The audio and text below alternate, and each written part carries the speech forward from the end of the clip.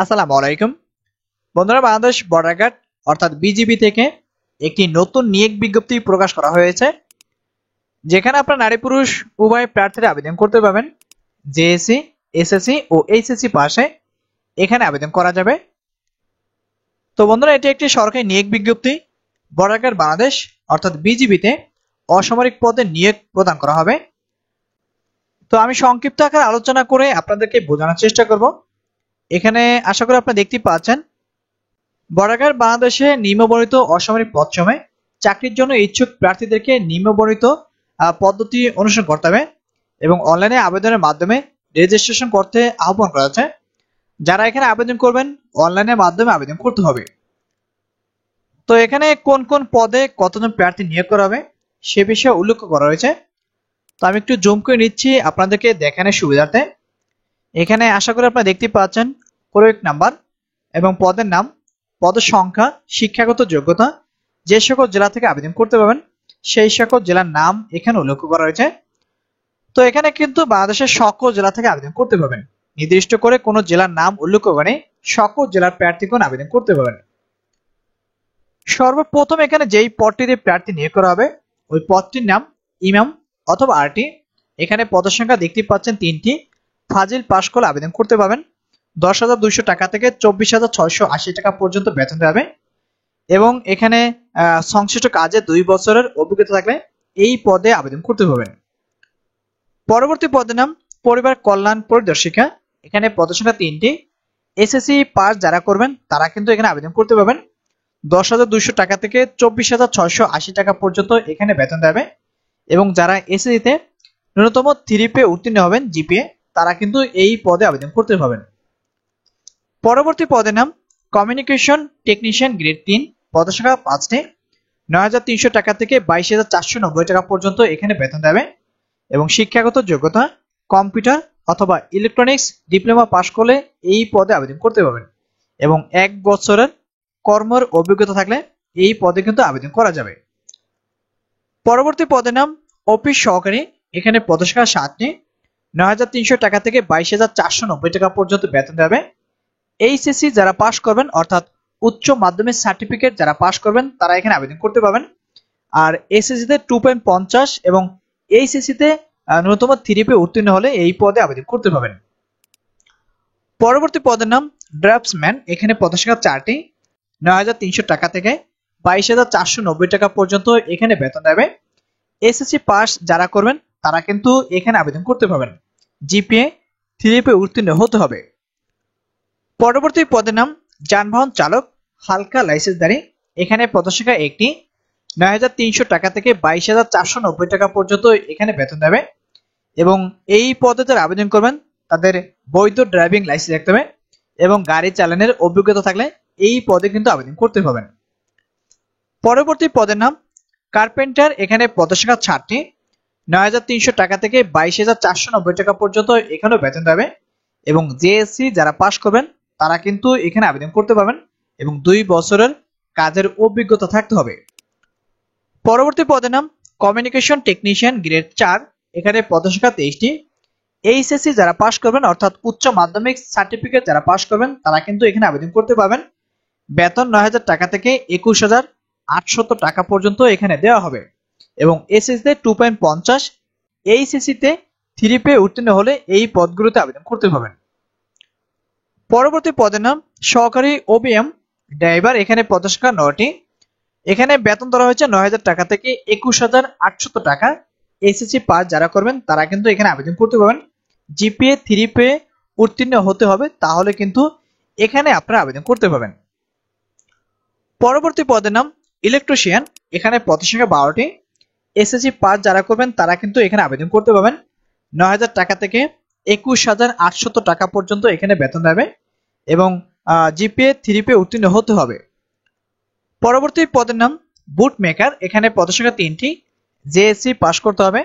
8,800 টাকা থেকে 21,310 টাকা পর্যন্ত এখানে বেতন দেবে। পরবর্তী পদের নাম লস্কর। এখানে পদের সংখ্যা 2টি। জেএসসি পাস করতে হবে। 8,250 টাকা থেকে 20,010 টাকা পর্যন্ত এখানে বেতন দেবে। পরবর্তী পদের নাম ওয়ার্ড বয়। এখানে পদের সংখ্যা 3টি। এখানেও ৮,২৫০ টাকা থেকে ২০,০১০ টাকা পর্যন্ত বেতন দেবে, জেএসসি পাস করতে হবে। পরবর্তী পদের নাম অফিস সহায়ক, এখানে পদসংখ্যা ৪টি, ৮,২৫০ টাকা থেকে ২০,০১০ টাকা পর্যন্ত বেতন দেবে, জেএসসি পাস করতে হবে। পরবর্তী পদের নাম আয়া, এখানে পদসংখ্যা ৩টি, এখানেও ৮,২৫০ টাকা থেকে ২০,০১০ টাকা পর্যন্ত বেতন দেবে এবং জেএসসি পাস করতে হবে। পরবর্তী পদের নাম মালি, এখানে পদসংখ্যা ২টি, ৮,২৫০ টাকা থেকে ২০,০১০ টাকা পর্যন্ত বেতন দেবে, জেএসসি পাস করতে হবে। পরবর্তী পদের নাম মেস ওয়েটার, এখানে পদসংখ্যা ৩টি, ৮,২৫০ টাকা থেকে ২০,০১০ টাকা পর্যন্ত বেতন দেবে, জেএসসি পাস করতে হবে। পরবর্তী পদের নাম বাবরসি, এখানে পদসংখ্যা ৮০টি, সর্বোচ্চ সংখ্যক প্রার্থী এখানে নিয়োগ দেওয়া হবে, ৮,২৫০ টাকা থেকে ২০,০১০ টাকা পর্যন্ত বেতন দেবে, জেএসসি পাস করতে হবে। সর্বশেষ যেই পদটিতে প্রার্থী নিয়োগ করা হবে ওই পদটির নাম পরিচ্ছন্নতা কর্মী, পদসংখ্যা 22টি, ৮,২৫০ টাকা থেকে ২০,০১০ টাকা পর্যন্ত এখানেও বেতন দেবে। আর এখানে যারা আবেদন করবেন, জেএসসি পাস যারা করবেন তারা কিন্তু এই পদে আবেদন করতে পারবেন।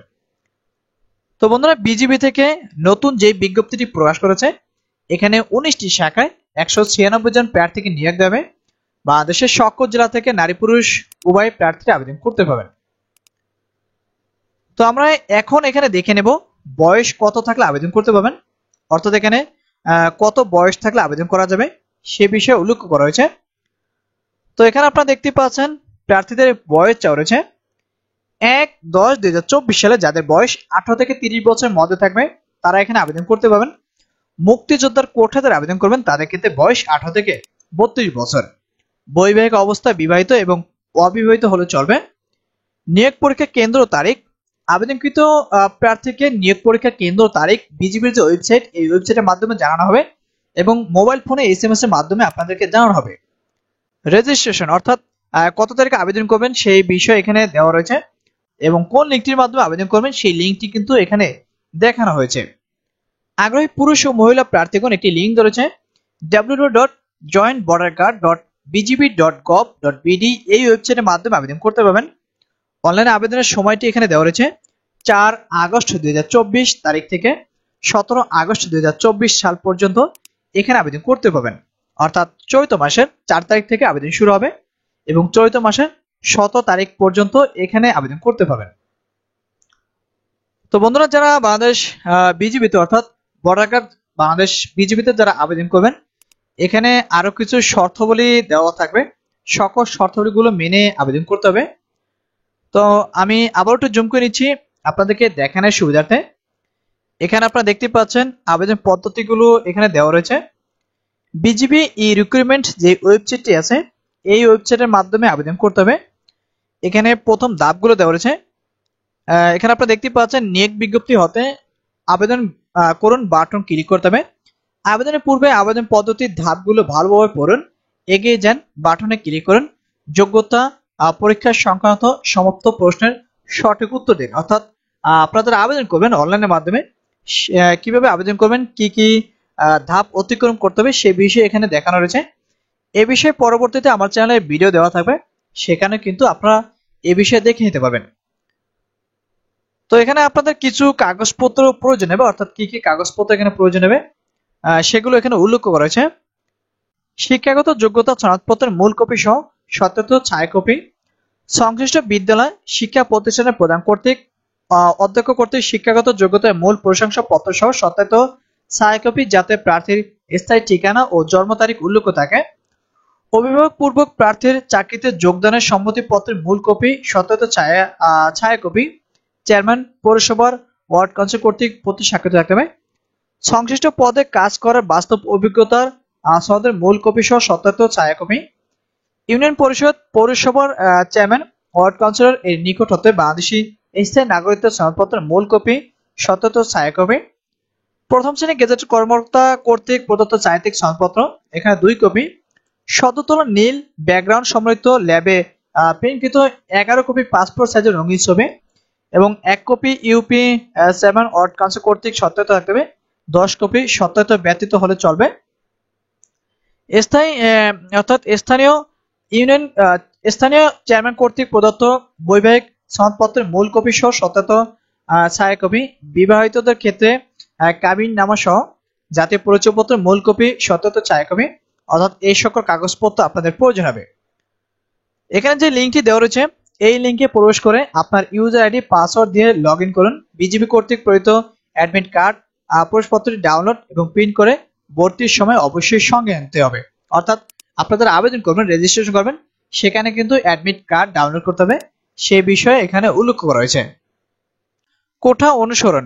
জনপ্রশাসন মন্ত্রণালয় কর্তৃক 23 জুলাই 2024 তারিখে জারিকৃত প্রজ্ঞাপন অনুযায়ী কোঠা পদ্ধতি অনুসরণ করা হবে। তো বন্ধুরা, আশা করি এগুলো আপনারা দেখে নেবেন। এখানে আরো কিছু বিস্তারিত দেওয়া রয়েছে। তো সর্বশেষ একটি কথা বলতে চাই, বর্ডার বাংলাদেশে ভর্তির ব্যাপারে প্রতারকের কবল থেকে সতর্ক থাকুন। দালাল চক্রের স্বার্থে আর্থিক লেনদেনের সংশ্লিষ্ট পাওয়া গেলে আপনার প্রার্থিতা বাতিল করা হবে। অর্থাৎ এখানে একটি সতর্ক বার্তা দেওয়া রয়েছে, এগুলো আপনারা দেখে নেবেন। এখানে আপনারা দেখতে পাচ্ছেন উপ মহাপরিচালক রেকর্ড উইং পরিচালকের পক্ষ থেকে এই বিজ্ঞপ্তিটি প্রকাশ করা হয়েছে। তো বাংলাদেশ বর্ডার গার্ড অর্থাৎ বিজিবি থেকে সর্বশেষ নতুন যে নিয়োগ বিজ্ঞপ্তিটি প্রকাশ করেছে, এখানে 196 জন প্রার্থীকে নিয়োগ দেওয়া হবে। নারী পুরুষ উভয় প্রার্থীরা আবেদন করতে পারবেন। যাদের বয়স 18 থেকে 30 বছরের মধ্যে থাকবে তারা কিন্তু এখানে আবেদন করতে পারবেন। তো বন্ধুরা, বাংলাদেশ বর্ডার গার্ড অর্থাৎ বিজিবিতে অসামরিক পদে প্রার্থী নিয়োগ দেওয়া হবে। বাংলাদেশের সকল জেলা থেকে আবেদন করতে পারবেন। যারা এখানে যোগ্য তারা কিন্তু এখানে আবেদন করতে পারেন। আর যাদের এই বিজ্ঞপ্তিটি প্রয়োজন হবে কমেন্ট করে জানাবেন, আমি ডেসক্রিপশন বক্সে লিঙ্ক দিয়ে রাখবো, সেখান থেকে এই বিজ্ঞপ্তিটি ডাউনলোড করতে পারবেন। এবং আরেকটি লিঙ্ক দিয়ে রাখবো, সেই লিঙ্কের মাধ্যমে আপনারা সরাসরি আবেদন পেজে চলে যেতে পারবেন। আগামী কয়েকদিনের ভিতরে আবেদন শুরু হবে। যারা আবেদন করতে ইচ্ছুক, যারা সরকারি চাকরি করতে ইচ্ছুক, তারা কিন্তু এখানে আবেদন করতে পারেন। তো বন্ধুরা, বর্ডার গার্ড বাংলাদেশ বিজিবি থেকে সর্বশেষ যে বিজ্ঞপ্তিটি প্রকাশ করেছে আমি সংক্ষিপ্ত আকার আলোচনা করে আপনাদেরকে বুঝিয়েছি। যদি ভিডিওটি ভালো লেগে থাকে লাইক, কমেন্ট এবং শেয়ার করবেন, সেই সাথে চ্যানেলটি সাবস্ক্রাইব করবেন। আজকে এই পর্যন্ত, দেখা হবে পরবর্তী কোনো নতুন ভিডিও নিয়ে। সেই পর্যন্ত সবাই ভালো থাকবেন, সুস্থ থাকবেন। আল্লাহ হাফেজ।